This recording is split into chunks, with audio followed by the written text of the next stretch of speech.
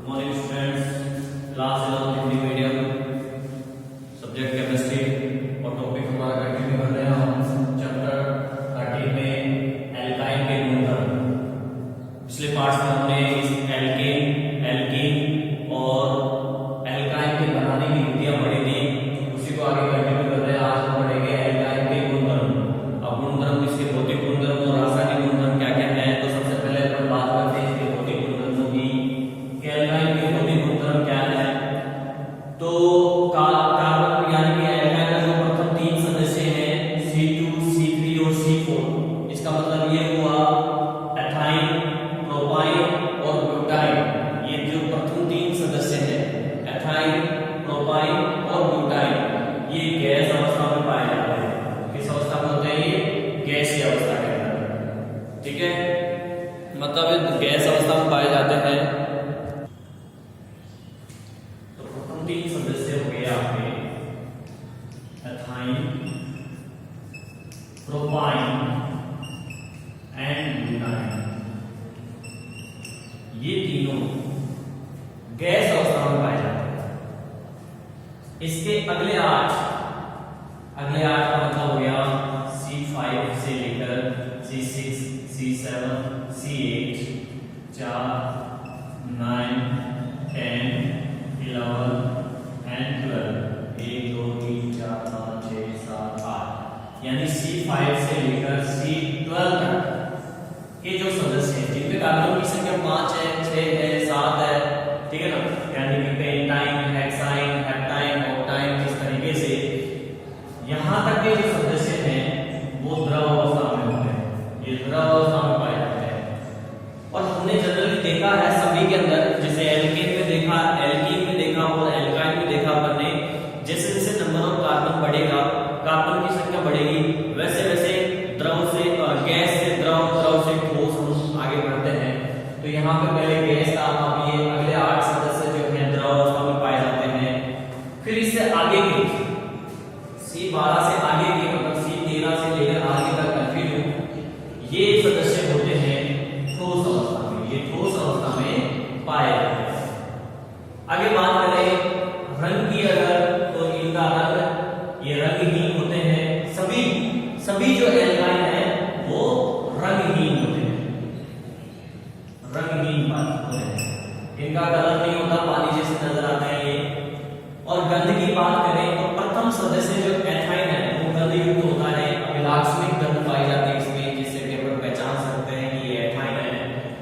बाकी इस एथाइन के अलावा जितने भी सदस्य हैं वो गंधहीन होते हैं, उनमें कोई गंध नहीं आती है। विलेयता की बात करें तो जल के लिए अविलेय है, क्योंकि ये अध्रुवीय है। देखिए आपको मैंने पहले भी बताया था कि ध्रुवीय अणु ध्रुवीय विलाय के अंदर खुल जाता है, विलय हो जाता है, और अध्रुवीय के अंदर विलय हो जाता है, लेकिन ध्रुवीय अध्रुवीय में नहीं होता। समझ गए? तो इसको आप एक चीज याद रख लीजिए, लाइक डिसॉल्व लाइक, मतलब कि जो जैसा है वो उसमें डिसॉल्व हो जाएगा। डिसॉल्व का मतलब है घुल जाएगा, ठीक है। और अगर दूसरी प्रकृति का है तो उसमें नहीं घुलेगा। तो ध्रुवीय प्रकृति में घुल जाएगा, अध्रुवीय में घुल जाएगा, लेकिन अगर आप विपरीत है तो वो आपस में नहीं घुलते हैं। इसलिए जल क्या है? ध्रुवीय है, जल होता है ध्रुवीय। आगे बात करें, और एल्काइन होते हैं अध्रुवीय। इस कारण से ये इसके अंदर नहीं घुल पाते हैं, अर्थात जल में ये क्या है? अविलय होते हैं जल के अंदर। अब जल में अविलय है तो इसका मतलब कि ये जो अध्रुवीय अणु होते हैं उनके अंदर विलय होंगे। तो अध्रुवीय विलायक यानी कि कार्बनिक जो विलायक हैं, जैसे कि ईथर हुआ, बेंजीन हुआ, उनके अंदर ये क्या होते हैं? विलय होते हैं। तो अध्रुवीय अणुओं के अंदर, अध्रुवीय विलायकों में ये जो एल्काइन है वो विलय होते हैं। अध्रुवीय विलायकों में आपके कार्बनिक विलायक, जिनको अपन बोलते हैं ईथर, जैसे एग्जांपल है ईथर हुआ, बेंजीन हुआ, कार्बन टेट्राक्लोराइड हुआ, इनमें ये क्या हो जाते हैं? घुल जाते हैं।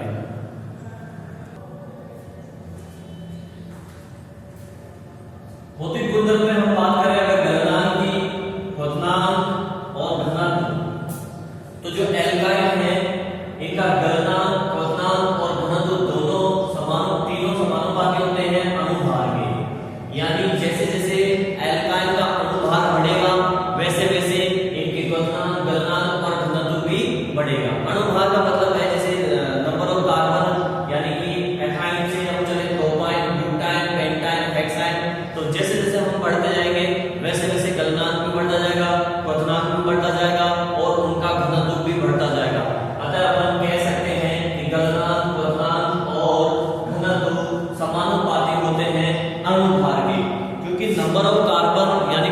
की संख्या बढ़ेगी वैसे वैसे अणुभार भी बढ़ेगा।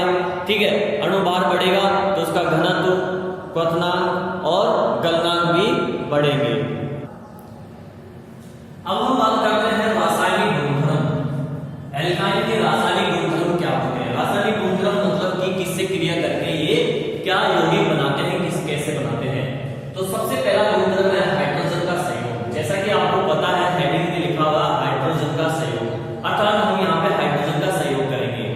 ये अभिक्रिया आपने पिछली क्लासों में भी देखी है। ठीक है, वही अभिक्रिया है, आपने टेस्ट में देखी होगी। देखिए जो एल्काइन है, जैसे मैंने फॉर एग्जांपल एल्काइन यहाँ पे ले लिया ethyne, HC triple bond H, ये एथाइन है। ठीक है ना, दो कार्बन और ट्रिपल बॉन्ड होता है तो उसका नाम क्या होता है? एथाइन होता है। IUPAC में आपको पहले ही पढ़ा चुका। ठीक है, अब इसका हाइड्रोजन के साथ सहयोग करवाएंगे, मतलब कि हाइड्रोजन के साथ विक्रिया होगी। संयोजन का मतलब है हाइड्रोजन आके इसमें जुड़ेगा और ये काम होता है आपका उत्प्रेरक की उपस्थिति में। प्लेटिनम ले लो चाहे तो आप, चाहे प्लेटिनम ले लो और चाहे निकल ले लो। आपने निकल के बारे में पढ़ा होगा, जो पिछली क्लास में रिएक्शन देखी थी वो निकल की प्रेजेंस में देखी थी। निकल उत्प्रेरक की उपस्थिति में वनस्पति तेलों से आपने वनस्पति घी बनाया था हाइड्रोजनीकरण में, 10th क्लास में पढ़ा होगा आपने। ठीक है ना, ये रिएक्शन वही है। असंतृप्त हाइड्रोकार्बन होता है। असंतृप्त हाइड्रोकार्बन किसमें बदलता है? संतृप्त हाइड्रोकार्बन में। किसकी उपस्थिति में? निकल उत्प्रेरक की उपस्थिति में। ठीक है कि नहीं? तो ये वनस्पति तेल से वनस्पति घी बनाने का जो प्रक्रिया है वो वाली अभिक्रिया है जो कि आपने 10th क्लास में पढ़ी थी। ये सेम वही रिएक्शन है। हम यहाँ निकल भी ले सकते हैं उत्प्रेरक के रूप में, पैलेडियम भी ले सकते हैं और प्लेटिनम भी ले सकते हैं। तीनों में से आप कोई सा भी उत्प्रेरक काम में ले सकते हो। अब ध्यान से देखिए, आप यहाँ पे ट्रिपल बॉन्ड आपको नजर आ रहा है। ठीक है, जब ये हाइड्रोजन इसमें सहयोग करेगा, जुड़ेगा तो उसके लिए बॉन्ड चाहिए। कार्बन की संख्या कितनी होती है? 4 होती है। तो यहाँ पे तो कंप्लीट है 4 वैलेंसी, 1 2 3 4। इस कार्बन की भी कंप्लीट है, 1 2 3 4 कंप्लीट है। तो हमें फ्री बॉन्ड चाहिए। फ्री बॉन्ड चाहिए तो ये बॉन्ड ब्रेक होगा।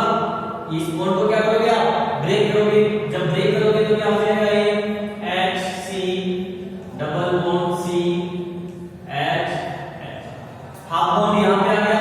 इस कार्बन पे हाफ बॉन्ड यहाँ पे आ गया, ब्रेक हो गया ना। कितने हाइड्रोजन है? 2।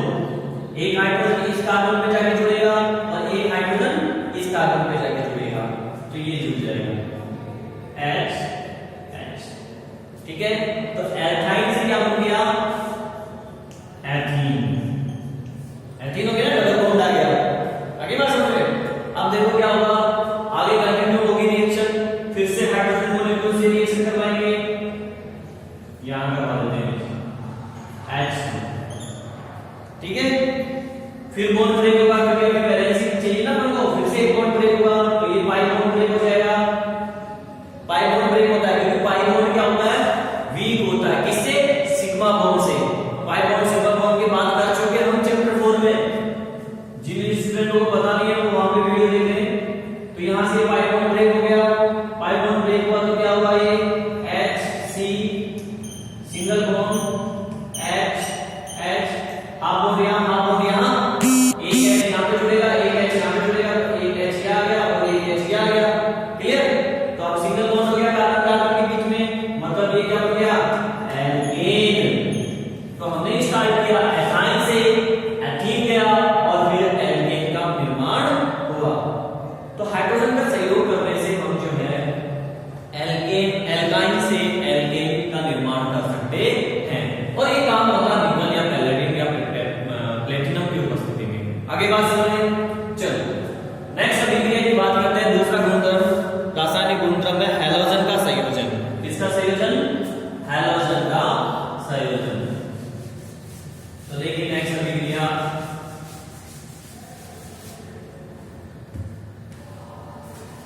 दूसरा गुणधर्म है हैलोजन का संयोजन।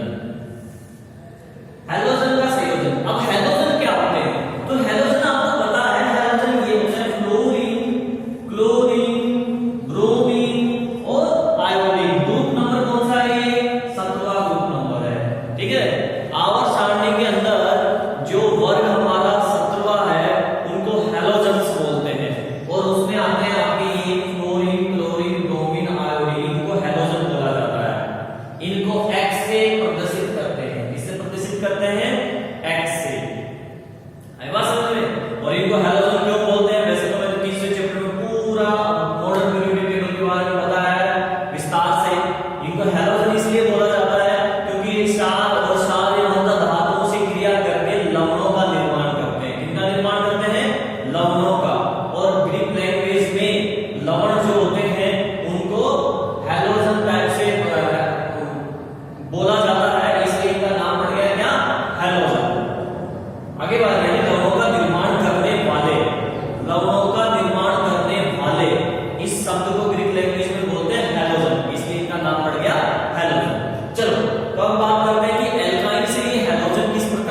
रिवीजन करते हैं कि एल्काइन जो है वो हैलोजन के साथ में सहयोग कैसे करते हैं, इसकी बात करते हैं। देखिए जनरली क्या होता है कि जब ऊपर ये वर्ग है ऐसे fluorine, chlorine, bromine, iodine periodic table के अंदर, तो ऊपर से नीचे जाता है तो परमाणु का आकार क्या होता है, बढ़ता है, और विद्युत ऋणता क्या होती है, कम होती है। इसकी विद्युत ऋणता ज्यादा है, इसलिए मोस्टली ये क्रिया नहीं करता है। ठीक है, तो हम क्या करेंगे, ये आसानी से क्रिया करते हैं। यहाँ पे इसकी जो क्रियाशीलता है वो ऐसे बढ़ेगी, ऐसे मतलब यूं। ठीक है, ये क्रियाशीलता का क्रम है। तो हम क्या करें, इनमें से कोई सा एक ले लो, चाहिए ये लो, चाहिए ये लो, क्योंकि ये इजीली क्रिया कर लेते हैं। मैं ले लेता हूँ क्लोरीन। ठीक है, तो यहाँ पे हमने क्रिया करवाई, हैलोजन का सहयोग करेंगे, तो एथाइन ले लिया, C triple bond H। Same जैसे हाइड्रोजन का सहयोग किया था, अभी अपन ने हाइड्रोजन का सहयोग किया है, वैसे ही ये रिएक्शन होगी कंप्लीट। ठीक है, तो देखो कैसे हैलोजन का सहयोग कर रहे हैं, प्लस Cl ले रहे हैं अपन, Cl2। ठीक है, ये बॉन्ड ब्रेक होगा पाई, तो ये आ जाएगा आपका H C Cl double bond C Cl H। कोई दिक्कत नहीं, वहां पे भी ऐसे अपन ने ऐसे हाइड्रोजन जोड़ा था, यहाँ पे Cl जोड़ दिया। नेक्स्ट आगे का क्या जोड़ दो, Cl2, फिर से पाई बॉन्ड ब्रेक हो गया, क्लियर। तो फिर हो गया H C Cl Cl C Cl Cl और H, ये बन गया। आएगा समझ? अगर इसके नाम की बात करें तो ये तो एथाइन था, आईयूपीएसी नाम एथाइन हो गया। इसका नाम हो गया 1,2 डाई क्लोरो, दो क्लोरीन है 1,2 पे, डबल बॉन्ड है और 2 कार्बन है, एथीन लिख दीजिए आप, 1,2 डाई क्लोरो एथीन। इसका हो जाएगा 1 1 1 2 2 1 2 3 4 tetra, tetra chloro 1 2 ethane, single bond ethane. ठीक है, तो ये इसका आईयूपीएसी नाम हो गया 1122 टेट्रा क्लोरो एथेन। जो स्टूडेंट बाद में जुड़े हैं वो आईयूपीएसी पढ़ रहे हैं ऑनलाइन में, वीडियो पढ़े हुए हैं सारे, तो वहां से समझ में आ जाएगा। फिर आप किसी भी यौगिक का नामकरण कर सकते हो आईयूपीएसी में। तो ये हाइड्रोजन का संयोजन हो गया आपका। ठीक है, नेक्स्ट जो गुणधर्म है वो है हाइड्रोजन हैलाइडों का संयोजन। हाइड्रोजन हैलाइडों का संयोजन, तीसरा जो गुणधर्म की बात करें अगर, तो देखिए वो क्या है,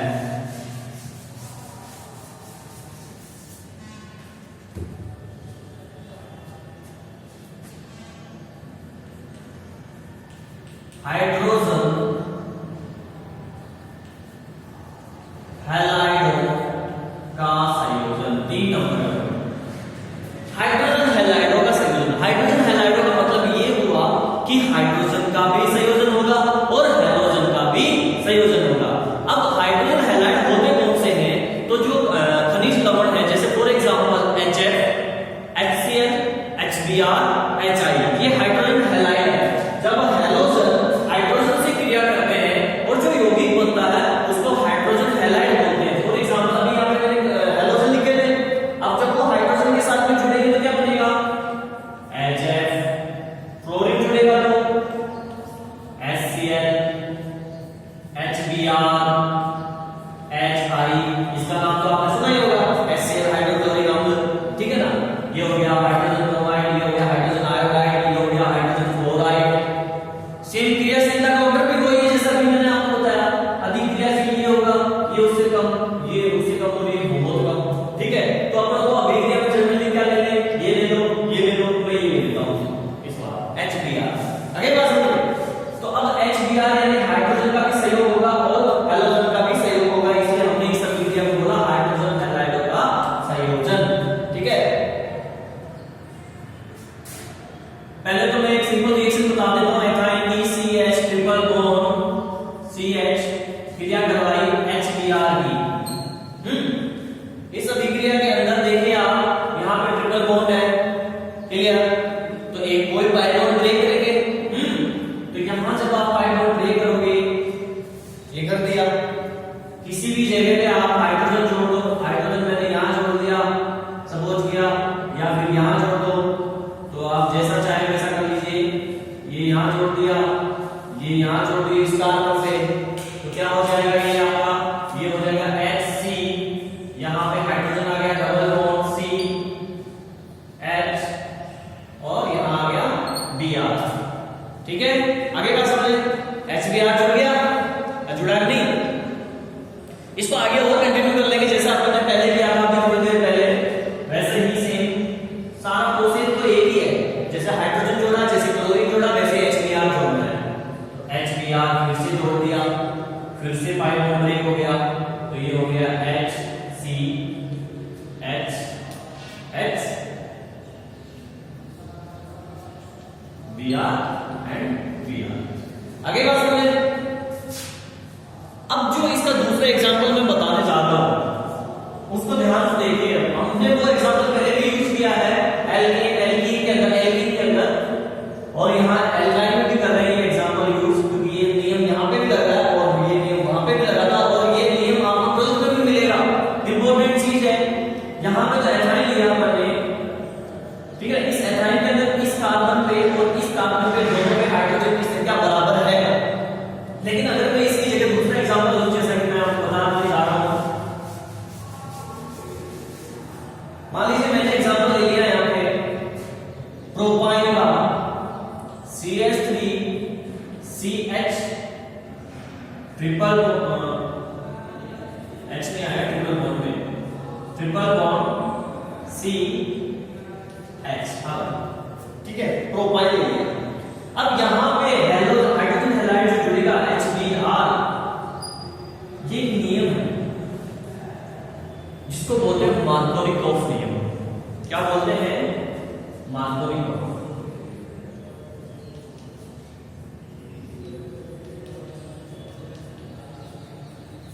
मार्कोनिकोव नियम क्या है वो सुनिए आप। मार्कोनिकोव नियम ये है कि देखो यहां पे अगर इन दोनों को देखना तो इसमें पॉजिटिव चार्ज आएगा जब ये बॉन्ड ब्रेक होगा, और इसमें नेगेटिव चार्ज आएगा। जिसकी विद्युत ऋणता ज्यादा होती है उस पे नेगेटिव चार्ज आता है, जिसकी विद्युत ऋणता कम होती है उस पे पॉजिटिव चार्ज आता है, यानी धनात्मक आता है। इसको बोलते हैं न्यूक्लियोफिलिक। न्यूक्लियोफिलिक यानी कि नाभिक स्नेही। जिस पे नेगेटिव चार्ज आया उसको बोलते हैं नाभिक स्नेही, और जिस पे पॉजिटिव चार्ज आता है उसको बोलते हैं इलेक्ट्रॉन स्नेही। मतलब ये तो इलेक्ट्रॉन स्नेही है और ये है नाभिक स्नेही। अब मार्कोनिकोव क्या कहता है? मार्कोनिकोव कहता है कि जो नाभिक स्नेही है,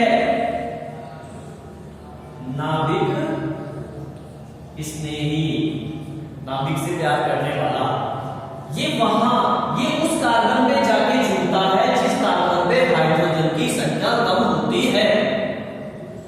सुन लीजिए आप ध्यान से एक बार फिर से, नाभिक स्नेही उस कार्बन परमाणु पर जाके जुड़ेगा जिस कार्बन परमाणु पर हाइड्रोजन की संख्या कम है। जो डबल बॉन्ड या ट्रिपल बॉन्ड से जुड़े हुए कार्बन है, उन दोनों कार्बनों में जिस पर हाइड्रोजन की संख्या कम है उस पर नाभिक स्नेही जाके जुड़ेगा। ये मार्कोनिकोव नियम है। तो अब आपको पता चल ही गया होगा कि ये नाभिक स्नेही कौन से वाले कार्बन पे जाके जुड़ेगा? जिस पे हाइड्रोजन की संख्या कम है, अर्थात यहां पे तो हाइड्रोजन 1 है और इस पे क्या है? 0 है, यानी हाइड्रोजन की संख्या कम है यहां पे, तो यहां पे जुड़ेगा Br, तो हाइड्रोजन कहां जुड़ेगा? यहां पे जुड़ेगा। आगे बात समझे? तो हम लिख देंगे इसको CH3C, बॉन्ड ब्रेक हो जाएगा डबल बॉन्ड, ये हो जाएगा CH2, एक और हाइड्रोजन आके जुड़ गया और यहां पे आ गया आपका Br। क्लियर? और फिर से आगे कंटिन्यू करेंगे तो इसको HBr, वही बात है, ये बॉन्ड ब्रेक होगा, Br जाएगा यहां पे, H जाएगा यहां पे, तो ये हो जाएगा CH3C Br CH3। क्लियर? ठीक है? इसमें एंटी मार्कोनिकोव नियम भी लगता है।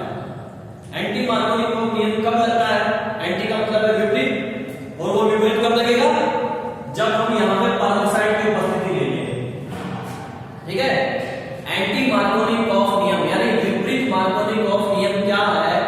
जब हम इस अभिक्रिया के अंदर उत्प्रेरक के रूप में पेरोक्साइड ले लेंगे तो ये उल्टा हो जाएगा, फिर यहाँ पे मार्कोनिकोव नहीं लगेगा। फिर क्या होगा? ये Br जाएगा यहाँ पे ज्यादा का, जिसपे हाइड्रोजन ज्यादा है, और H जाएगा वहां पे जहां पे हाइड्रोजन कम है। ठीक है, तो उल्टा हो जाता है नियम कब? पेरोक्साइड की उपस्थिति में। तो उसको बोलते हैं विपरीत मार्कोनिकोव नियम यानी एंटी मार्कोनिकोव नियम। आगे बात समझे। कल अपन इसको नेक्स्ट आगे के जो गुणधर्म है